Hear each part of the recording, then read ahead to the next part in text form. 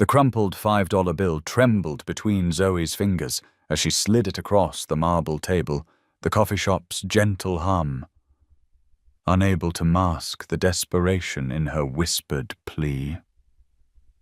"This is all I have right now, but I promise I'll pay you back once I—" Her words caught in her throat as the matchmaker's cold stare made her cheeks burn with shame. At the next table, Alexander Stone paused mid-sip of his espresso, his expensive watch catching the afternoon light as he leaned slightly forward.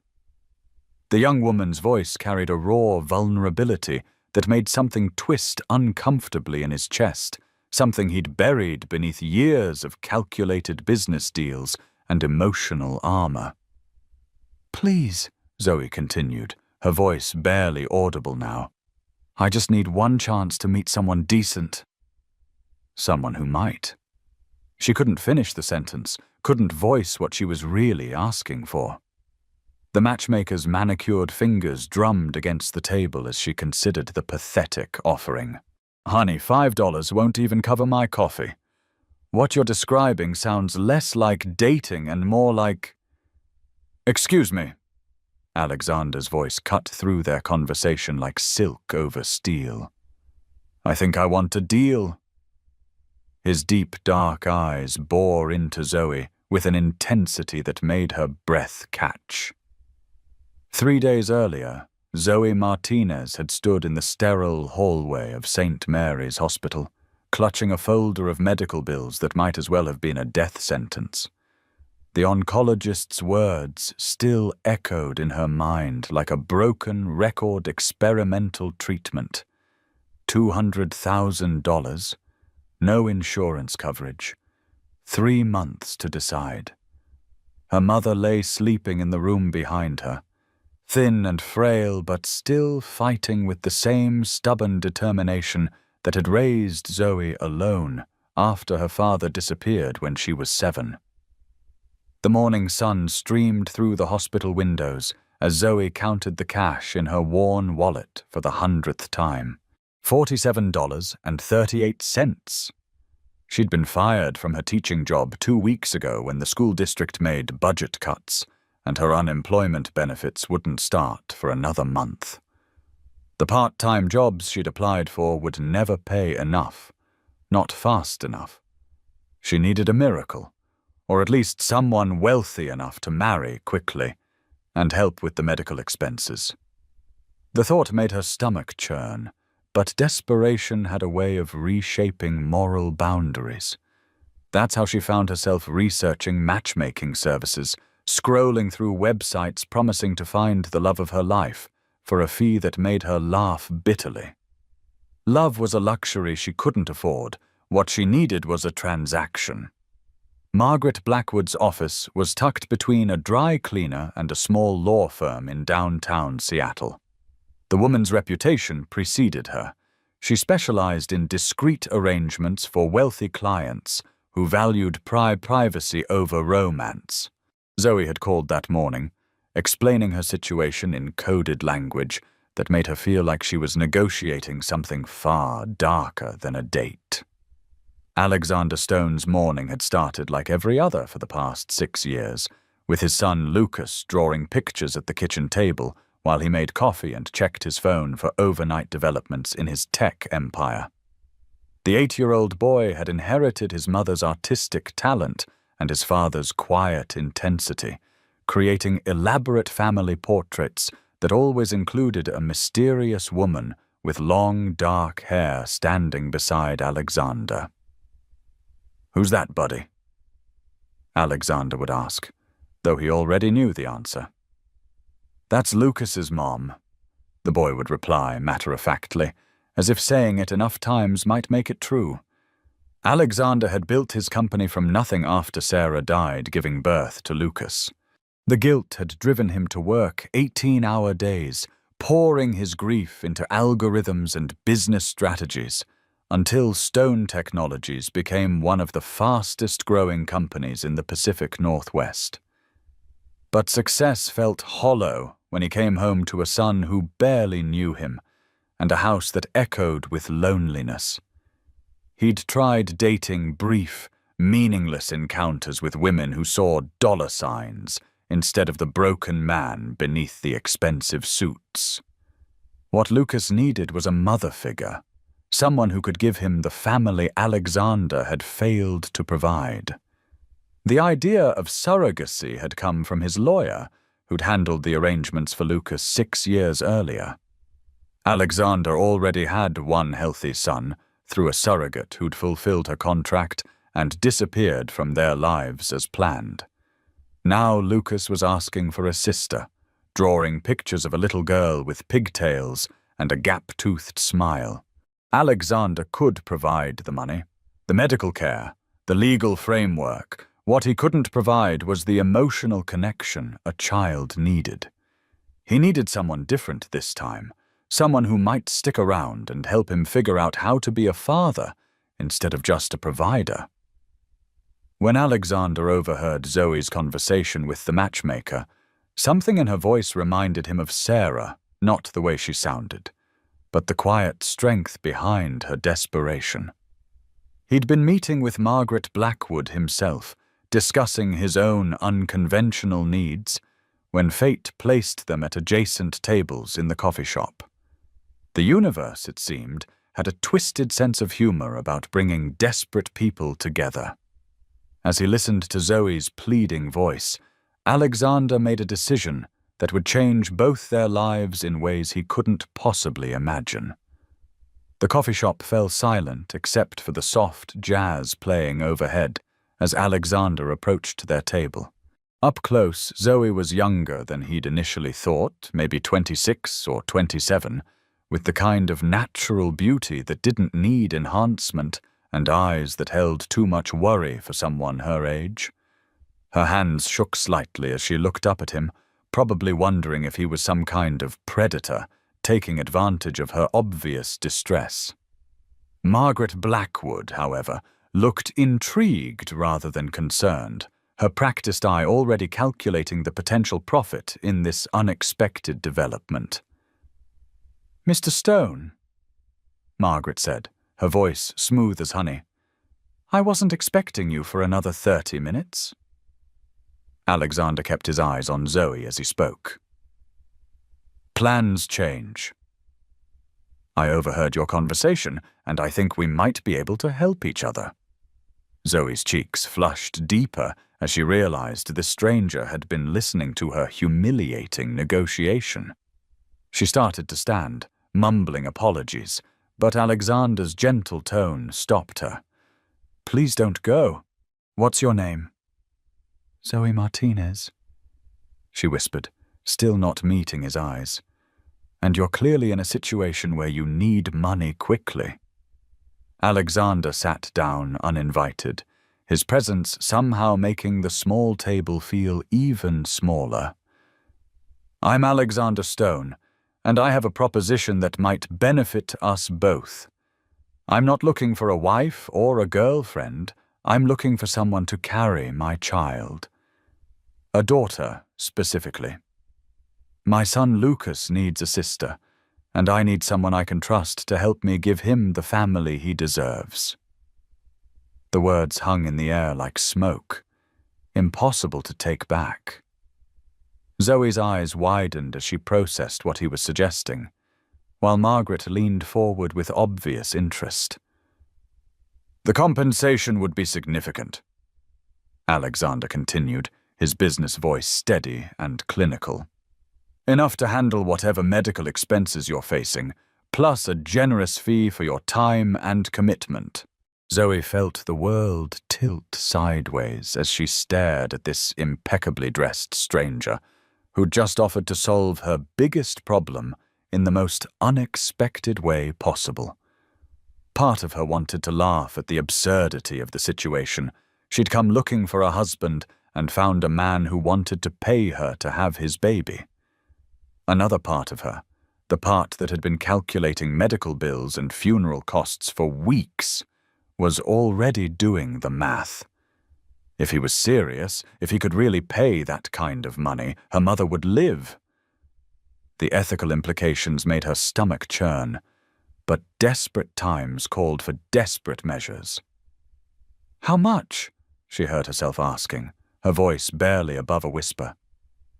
Alexander named a figure that made her gasp, more money than she'd ever seen in her entire life, enough to save her mother and set them both up for years. Margaret was practically purring with satisfaction as she pulled out a business card and began explaining the legal frameworks involved in surrogacy arrangements.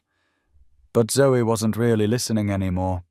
She was thinking about her mother's face when the doctor said there might be hope after all, about Lucas's drawings of the sister he wanted so badly, about this strange man who seemed to need her as much as she needed him. The next 2 hours passed in a blur of legal terminology and medical procedures as Margaret outlined the process with clinical precision. Alexander would cover all medical expenses, provide housing during the pregnancy, and ensure Zoe had the best possible care. In return, she would carry his child to term and allow him to be present for all appointments and decisions. The contract was explicit about boundaries. No romantic involvement, no claims on the child after birth, and most importantly, a strict confidentiality clause that would protect both parties from media attention. It wasn't a romantic arrangement, it was a business transaction with a very personal outcome. By the time they left the coffee shop, Zoe had agreed to think about Alexander's offer for 24 hours. He gave her his personal number and the address of his lawyer, along with a check for $5,000 just to cover her mother's immediate medical needs while she decided. "No strings attached," he said as he handed her the check. "Whether you agree to my proposal or not, your mother deserves a chance to fight." It was the first genuinely kind thing anyone had done for Zoe in months, and she felt tears threatening as she thanked him. That evening, Zoe sat by her mother's hospital bed and told her everything about the job loss, the bills, the strange encounter with Alexander Stone. Her mother listened without judgment, holding Zoe's hand with fingers that felt like bird bones wrapped in tissue paper. "Mija," she said finally, "I've lived a good life. Don't sacrifice your future for my past." But Zoe could see the hope flickering in her mother's tired eyes, the same hope she'd been trying to hide for weeks.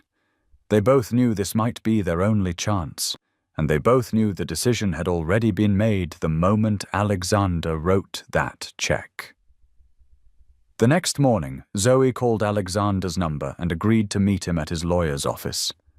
The legal paperwork was extensive but straightforward. She would carry his child, live in the guest house on his property during the pregnancy, and receive full medical coverage plus compensation. The contract included strict terms about emotional boundaries and post-birth contact, designed to protect everyone involved from complicated feelings that might arise. As Zoe signed her name on the contracts, she told herself this was just business, that she could keep her heart out of it for 9 months. She had no idea how wrong she was. Alexander's house was a sprawling modern masterpiece overlooking Elliott Bay, the kind of place she'd only seen in magazines. The guest house was actually nicer than any apartment she'd ever lived in, with a full kitchen, bedroom, and living area that offered privacy while keeping her close enough for regular check-ins. Lucas was waiting on the front steps when they arrived, a small boy with dark hair and serious eyes who reminded Zoe immediately of his father. "Are you going to be my baby sister's mom?"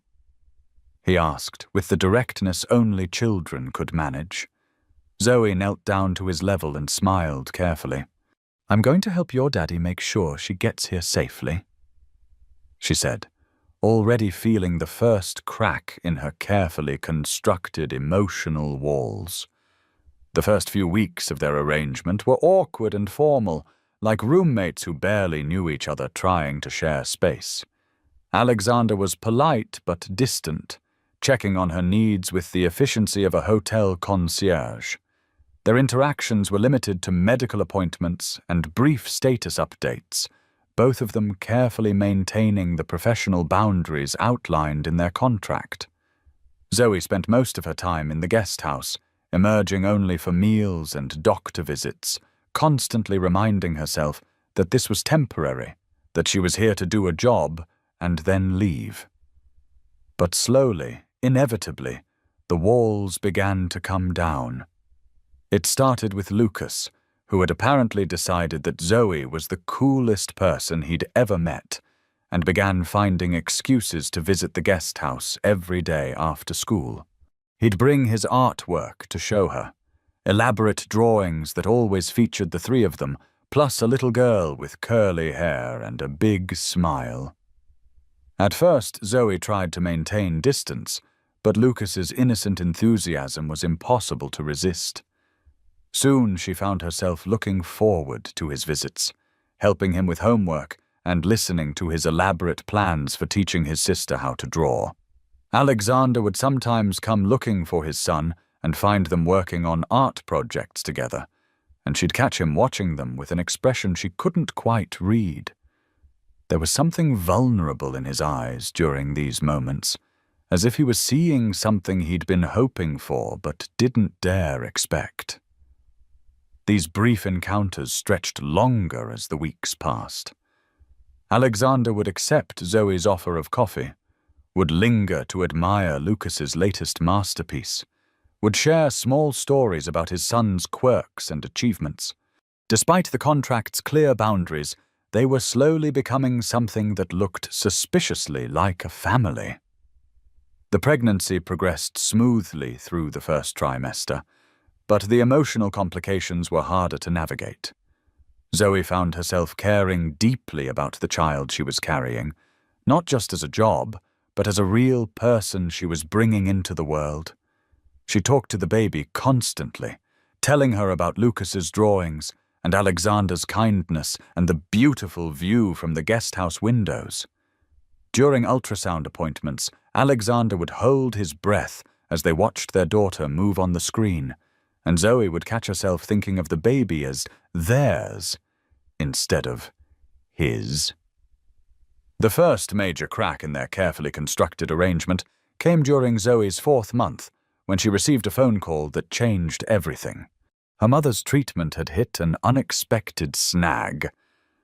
The experimental therapy wasn't responding as hoped, and the doctors wanted to try a different approach that would cost an additional $50,000. Zoe sat in her guest house kitchen, staring at the medical bills that had arrived that morning, feeling the familiar weight of financial desperation settling over her shoulders like a heavy coat. She found herself walking to the main house without conscious decision, her feet carrying her to Alexander's home office, where she could see the light still on despite the late hour. She knocked softly and entered when he called for her to come in, finding him surrounded by papers and looking as exhausted as she felt. "I'm sorry to bother you," she began, then stopped, realizing she had no idea how to ask for help that went beyond their original agreement. The contract was specific about medical expenses related to the pregnancy, but this was different. This was her mother, her responsibility, her problem to solve. Alexander looked up from his work and immediately noticed the tears she'd been trying to hold back. Without a word, he stood and guided her to the comfortable chair across from his desk, then sat down beside her instead of returning to his position of authority behind the massive mahogany surface. "What's wrong?" he asked gently, and something in his voice broke down the last of her professional restraint. She told him everything about the new treatment options, the additional costs, her fear that she'd made a terrible mistake by putting all their hopes on one experimental therapy. What happened next surprised them both. Alexander didn't immediately offer to solve her financial problem with his typical business-like efficiency. Instead, he listened, asked thoughtful questions about her mother's condition, and shared his own experiences with feeling helpless in the face of medical crises. He told her about the night Lucas was born, when he'd paced hospital corridors, not knowing if he'd lose another person he loved to childbirth complications. For the first time since they'd signed their contract, they weren't talking as employer and employee. They were talking as two people who understood what it meant to love someone enough to risk everything. When Alexander finally offered to cover the additional medical expenses, it wasn't with his usual clinical detachment. "Your mother is important to you," he said simply, "which makes her important to me. We'll figure out how to handle this together." The word "together" hung between them like a bridge neither of them had been brave enough to cross before. Zoe felt something shift in her chest, a warmth that had nothing to do with gratitude and everything to do with the way Alexander was looking at her, not like an employee or a surrogate, but like someone whose happiness mattered to him. From that night forward, their relationship changed in subtle but unmistakable ways. Alexander began joining her and Lucas for dinner most evenings, claiming he wanted to hear about the baby's development, but really seeming to crave the warmth and laughter that filled his dining room when they were all together. Their conversations moved beyond pregnancy updates to real topics, books, movies, childhood memories, dreams for the future. Zoe learned that Alexander had built his company as much for Lucas as for himself, wanting to create something lasting that his son could be proud of. Alexander discovered that Zoe had been an art teacher before her job loss, and that she'd always dreamed of opening a community art center for underprivileged kids. As her pregnancy advanced into the second trimester, Zoe's mother's health improved dramatically, thanks to the new treatment Alexander's generosity had made possible. The older woman insisted on coming to stay in the main house during Zoe's middle months, claiming she wanted to help take care of everyone, but really wanting to be close to her daughter during this crucial time. What she actually did was cook elaborate Mexican meals that filled the house with warmth and laughter, teaching Lucas Spanish while she worked and treating Alexander like the son she'd never had. For the first time in years, the big house felt like a home instead of a museum. But their growing closeness came with its own complications. Zoe found herself falling in love with Alexander. Not with his money or his success, but with the man who helped Lucas with homework every night, who learned Spanish phrases to make her mother smile, who talked to her growing belly during their evening walks around the property. Every day brought new evidence that Alexander was falling too, in the way he looked at her when he thought she wasn't watching, in the gentle way he helped her navigate pregnancy symptoms, in the increasingly personal conversations that stretched late into the evening. The problem was the contract.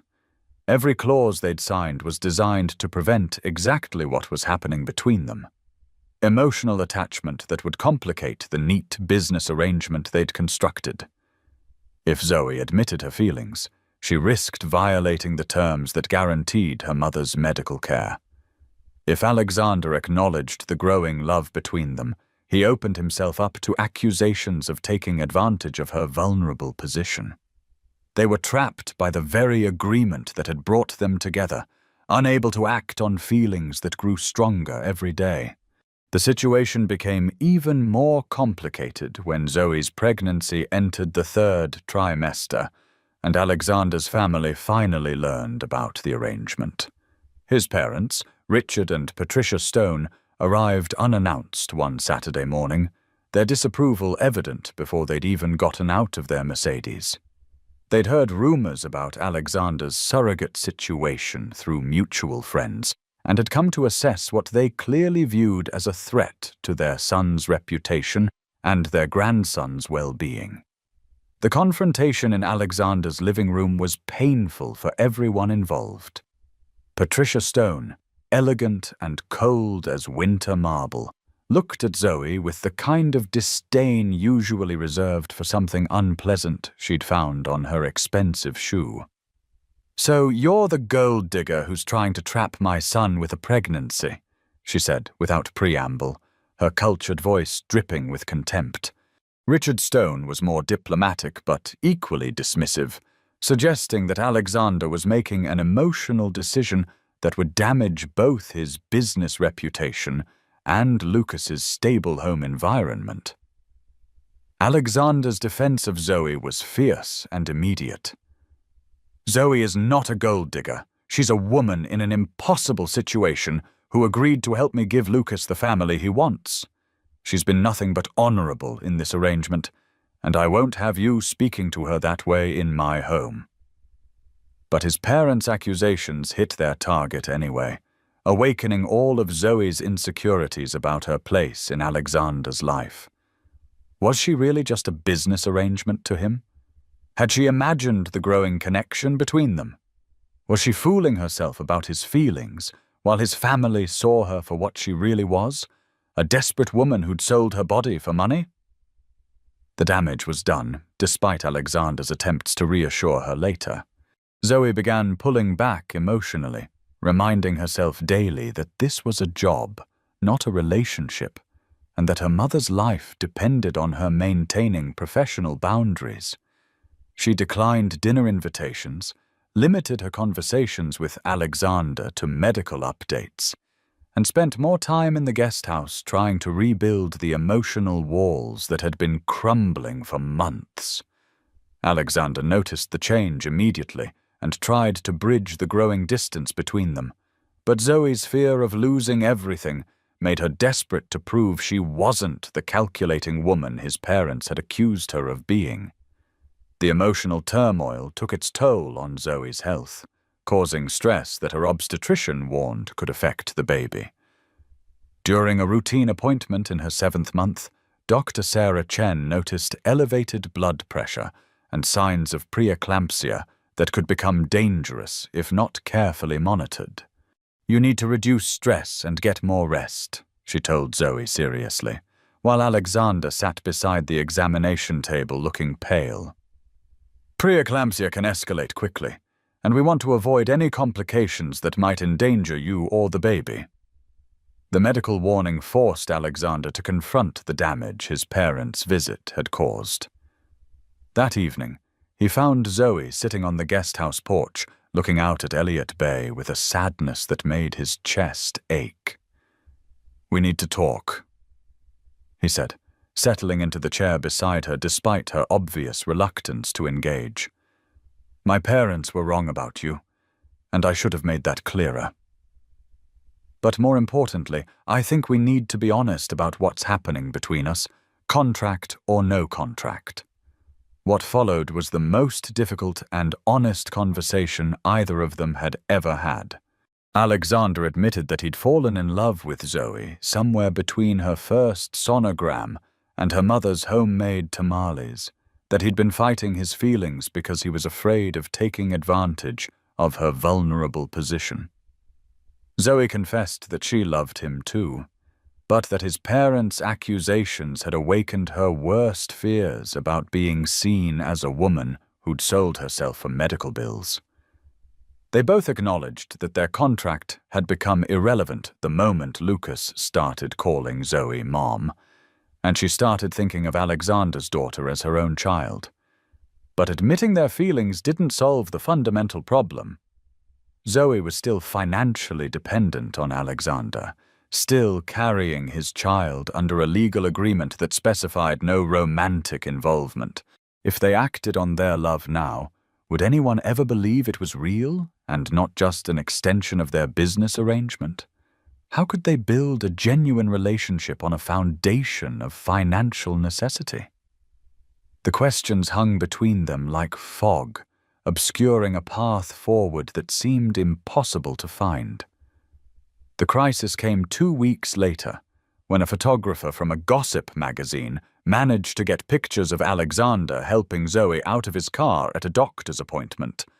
The photos were innocent, just a man being careful with a pregnant woman, but the story that accompanied them wasn't. "Billionaire's baby mama drama," screamed the headline, painting Zoe as a conniving gold digger who'd trapped Alexander with a pregnancy. The article included details about her desperate visit to the matchmaking service, complete with quotes from Margaret Blackwood about Zoe's willingness to do whatever it takes to find a wealthy husband.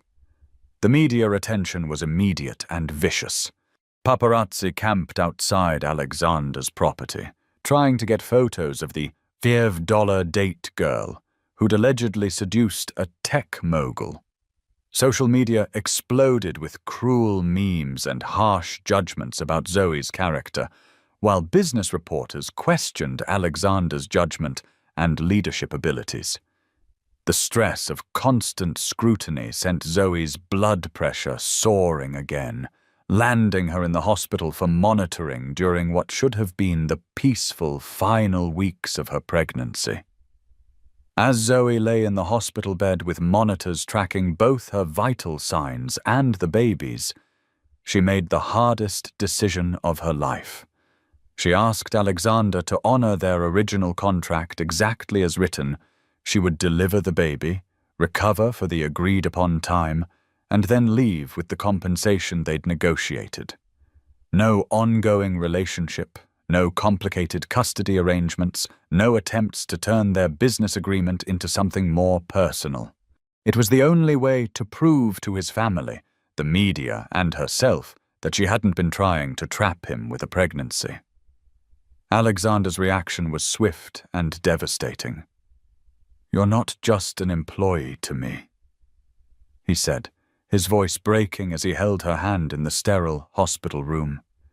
"You're the woman I love, the person who brought joy back into my son's life, the mother of my daughter.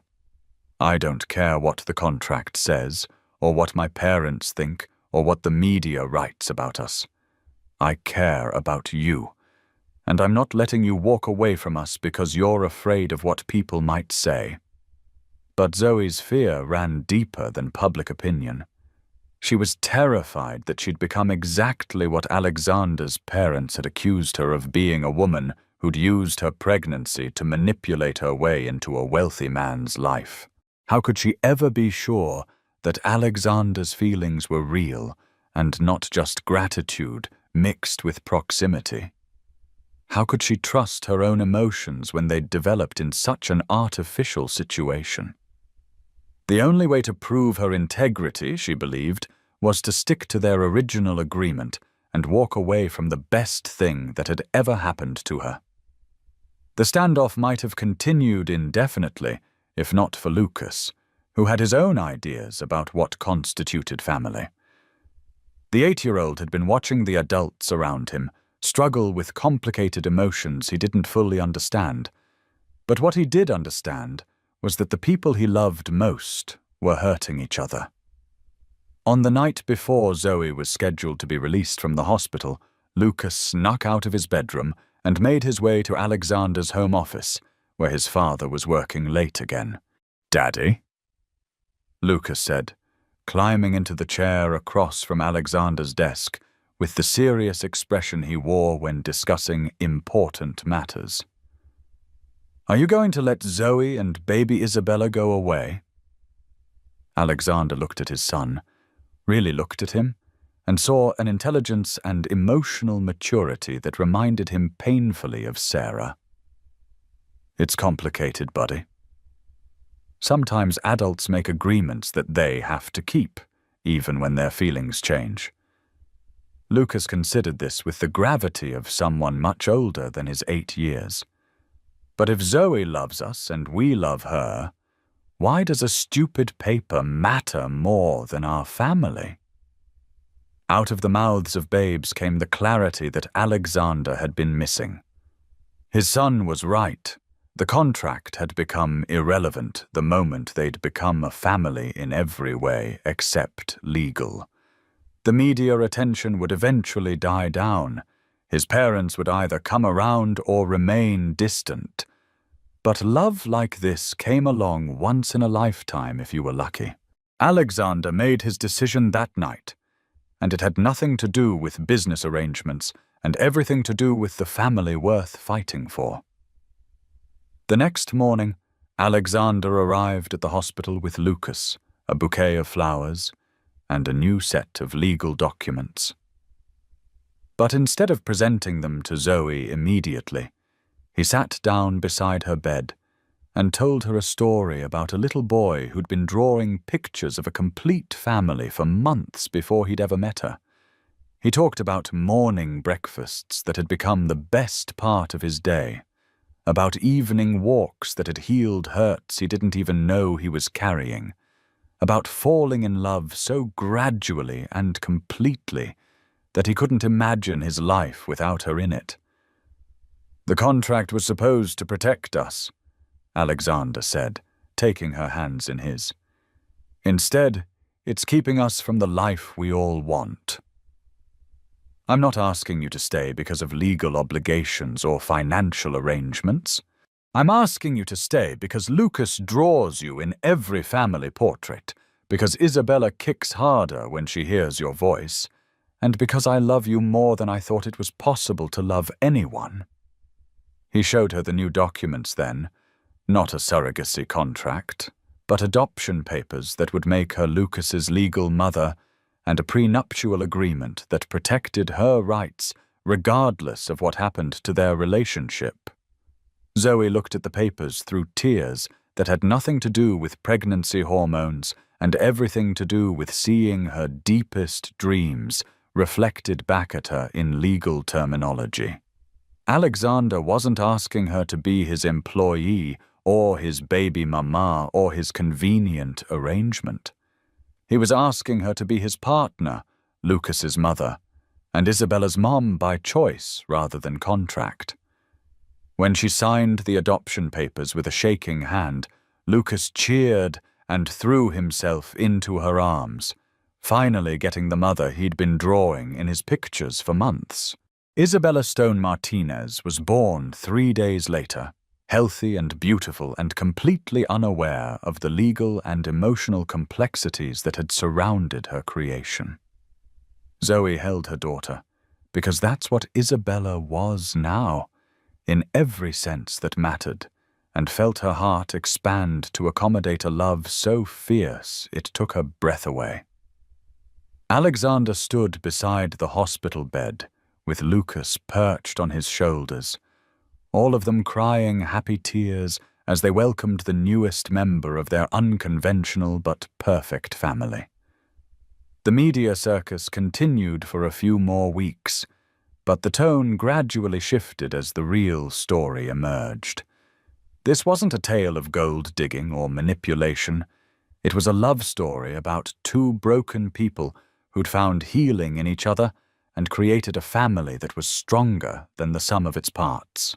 The business community rallied around Alexander when they realized his company's family-friendly policies and charitable foundations reflected genuine values rather than corporate marketing.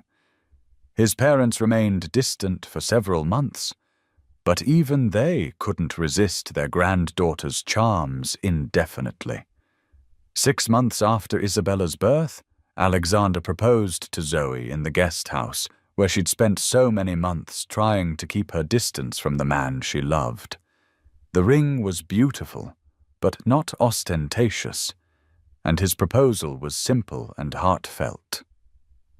"I don't want you to marry me because of contracts or obligations or anything except love," he said, kneeling beside the couch where she was nursing Isabella, while Lucas colored at the coffee table.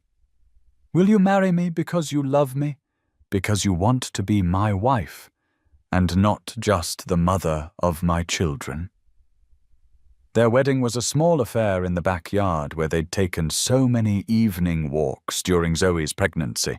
Zoe's mother walked her down the aisle, healthy and radiant thanks to the treatment Alexander's generosity had made possible.